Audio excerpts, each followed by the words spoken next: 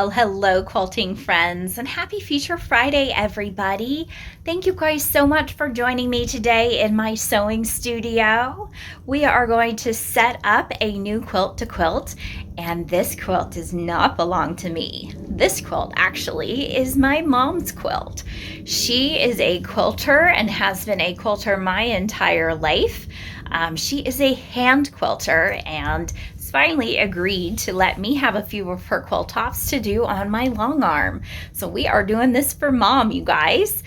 I have her quilt top and her backing and the thread color she chose, but I get to quilt the design of my choice on this project. So we have picked something out that we're going to import, and then we are going to set up the pattern with our quilt layout guide and get this going. So I'm going to turn you guys around so we can get started. All right, so this is the quilt top. It's pinks and blues with butterflies and dragonflies and fun flowers and lots of cute things. Very happy and bright. So we are going to get this all done with something just as pretty. Now on the screen, you're going to see I have two giant layout boxes. The outside one is my safe area and the inside one is my quilt top layout. It's big because this quilt top is pretty big. So I did my whole quilt frame as my safe area, and then the layout is pretty large because this quilt is about 66 by 80. So you can see I'm kind of close to the limits of my frame edge, because if I were to swing my machine down here, you know, you lose a little bit of space with your carriage. So I set my quilt top kind of outside corner of my quilt top here, gave it a little space, and all the way over here as well. So I went outside just on my batting a little bit. So the first thing we need to do is load our pattern, and you guys can see if we come around here, I've got a USB stick inside my display already that has the pattern loaded on it that I want to use on this quilt top. So we need to get that imported. I'm going to move from layout up into patterns first. And when I do that, we get our normal pattern screen, but I'm going to move from my pattern tab down to my import export tab. So when I touch on that, we get this screen, and the top portion here is what we're going to use to import our pattern. Now, normally, if we stick with what we've got here, when our pattern gets imported onto our robotic system, it's going to be tagged as imported. But I like to use my own personal tag where I can find it pretty quickly, and I added it by hitting add new tag and naming it myself. And my tag is called Aubrey's Faves for all of my favorites. That way I can find it pretty quickly, since this is just a one-off. You know, when I do a whole quilt and I load it, I usually name the quilt and load all of my patterns under a quilt name. Since this is just one, we're going to put it in my favorite folder. So I'm going to touch on this bar here, and this comes up. It says select tag to use, and all of my tags are over here, so I can scroll through the list. But right here at the top of the list, because it's alphabetical, is my tag called Aubrey's Faves. So I'm going to touch on that and highlight it and touch my green check mark, and it switches from imported to Aubrey's Faves. So I know exactly where to find this pattern once I load it. I'm ready to import my file, so I'm going to touch import file, and it says select your storage location, which is our USB stick that's back here. So it's external. And when I do that, my display is going to bring up every single thing that's on my USB stick. And the particular file that I want is this one that says curls right here. And the file format is DXF. With the Butler system, DXF, QLI, and some QCCs are good to use on our system. I prefer DXF and QLI. They tend to work the best for me. Some QCCs work great and others don't. So, you know, you have to be careful about who digitizes it. So I've always had good luck with DXF and QLI. My curls is here highlighted, and it's also down here. And when I see it down here, I can come to the right hand side of my display and touch open. And within a quick flash, It's already imported. It's telling me it's finished, and it is under the tag Aubrey's Faves, just where we wanted it. So I'm going to hit my green check mark here in the center, and I always double check to make sure my loads have gone exactly where I wanted them to. So I'm going to come back up to my Patterns tab, and in my tag list, I'm going to choose Aubrey's Faves and make sure my pattern is where I wanted it to be. And right here it is. Right here is my curls design. So we know we've got it. So I'm just going to hit filter to go back to my whole list. And I'm going to hit layout really quick. And I'm going to move from my full view over to my single pattern box view so we can look at just my quilt top here.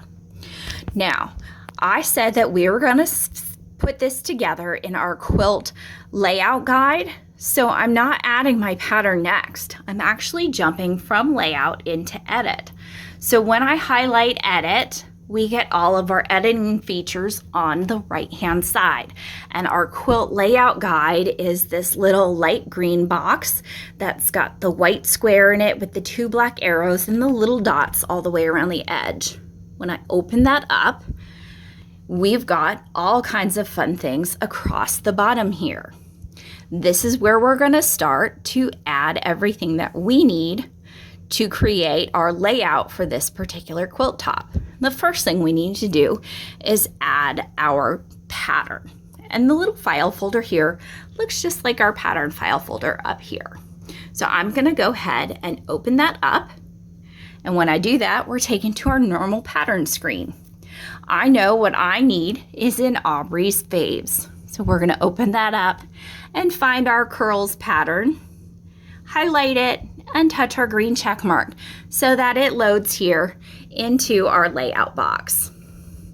With that there, I'm going to go ahead and work on our repeats because we've got to fill in our whole space.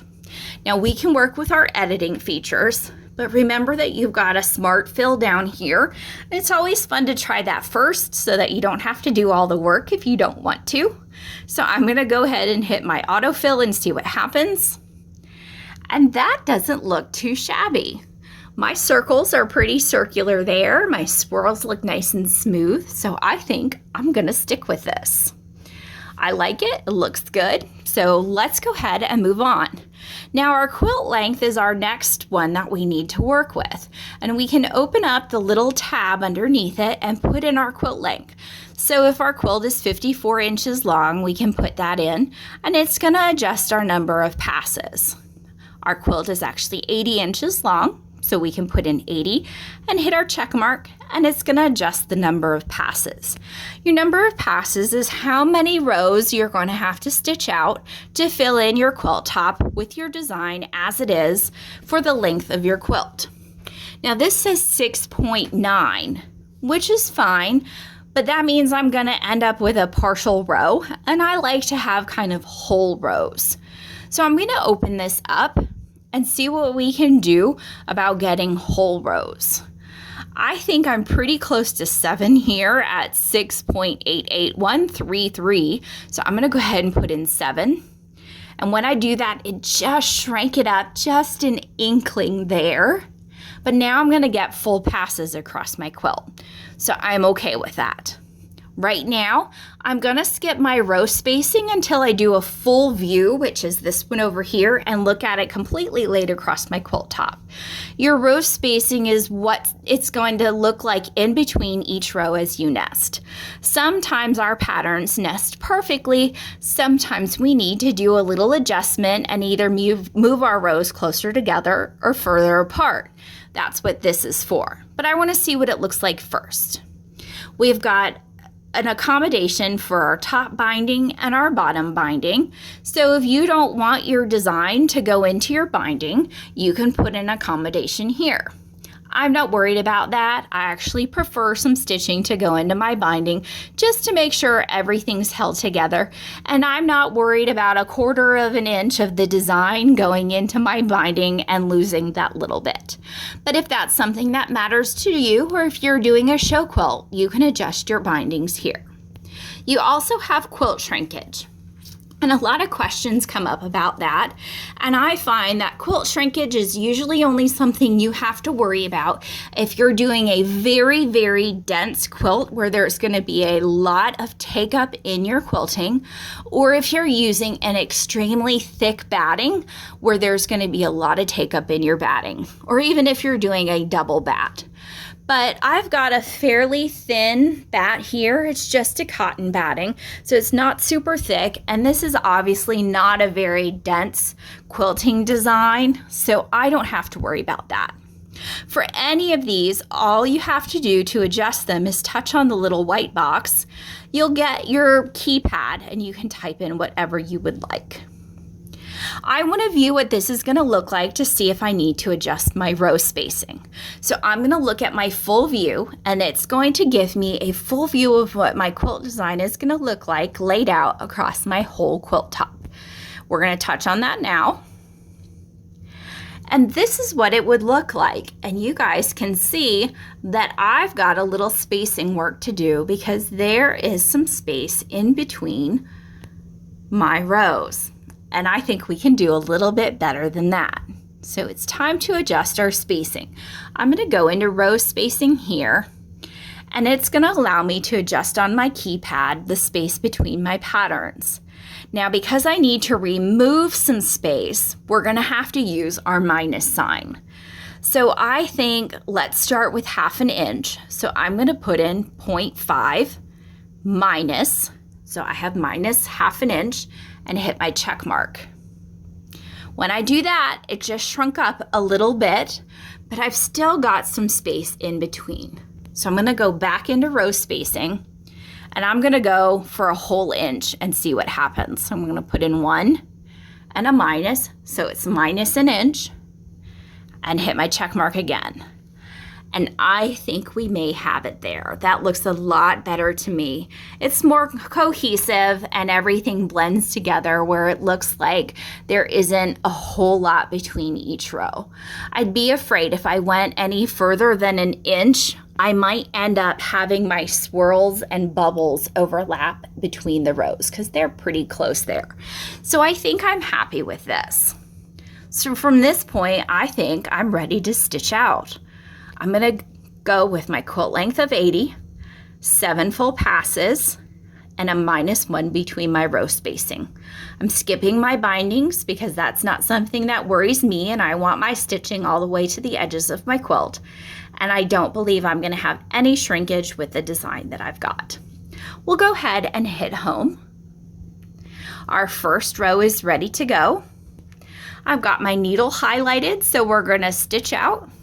And I'll touch my green go button. We're going to make sure our needle is out of our fabric. We don't want to tear our quilt top, and we will touch our green check mark so our machine can move into place.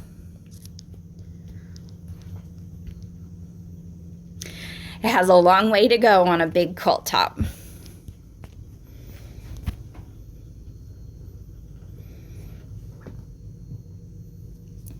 All right. We get our instructions to follow to do a single stitch with our quilting machine. And I'll hit my check mark. I'll move out of the way just a little bit so I can pull that bobbin thread up. We are using a pretty baby pink thread that matches a lot of the pinks in our quilt here. I'll touch my check mark. Our machine will move back into place for our starting point. And we'll cycle our needle to lock our stitches. You know I like to cycle 3 times. And I'll touch my check mark. And it's time to turn the stitching on our long arm, and then we'll start moving. So I'll turn my stitching on here and my check mark, and off we go.